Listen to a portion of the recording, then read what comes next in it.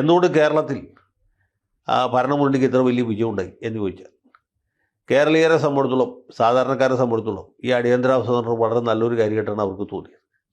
കാരണം 1969 നവംബർ 1 മുതൽക്ക് 75 ജൂൺ 25 അടിയന്തരാവസ്ഥ പ്രഖ്യാപിക്കുന്നവരെ കേരളത്തിൽ വലിയ അരക്ഷിതാവസ്ഥ, ദിവസേന കത്തിക്കുത്ത്, ആസിഡ് ബൾബ് ആക്രമണം, പോലീസ് വെടിവെപ്പില്ലാത്ത ദിവസം ലാത്തിച്ചാർജ്, കോളേജിൽ കയറി കുട്ടികളെ പോലീസ് തല്ലുന്നു, KSRTC ബസ്സിന് നേരെ കല്ലെറിയുന്നു, അള്ളു വയ്ക്കുന്നു.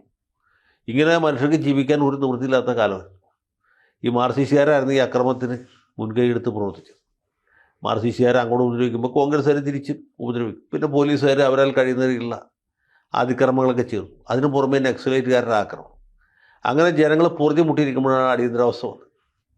അടിയന്തരാവസ്ഥ വന്നപ്പോൾ പെട്ടെന്ന് ഈ കത്തിക്കുത്തും കൊലപാതകങ്ങളൊക്കെ ഇല്ലണ്ടായി. ഈ രാജ്യത്ത് മനുഷ്യർക്ക് സമാധാനമായിട്ട് വീട്ടിൽ കിടന്ന് ഉറങ്ങാം എന്ന അവസ്ഥ വന്നു. CH മുഹമ്മദ് കോയയുടെ ഭാഷ പറഞ്ഞു കഴിഞ്ഞാൽ മനുഷ്യൻ്റെ തലയ്ക്കും തെങ്ങിൻ്റെ കുലയ്ക്കും കുറച്ചൊക്കെ സുരക്ഷിതത്വം അനുഭവപ്പെടാൻ തുടങ്ങി. അപ്പോൾ ആളുകൾ നോക്കിയപ്പോൾ ഈ അക്രമമില്ലാത്ത ശാന്തിക സമാധാനവും കളിയാടുന്ന ഒരു കാര്യമാണ് അടിയന്തരാവസ്ഥ. കൂടുതൽ വാർത്തകളും വിശേഷങ്ങളും നിങ്ങളിലേക്ക് എത്താൻ ABC മലയാളം സബ്സ്ക്രൈബ് ചെയ്യുക, ബെൽബട്ടനും അമർത്തുക.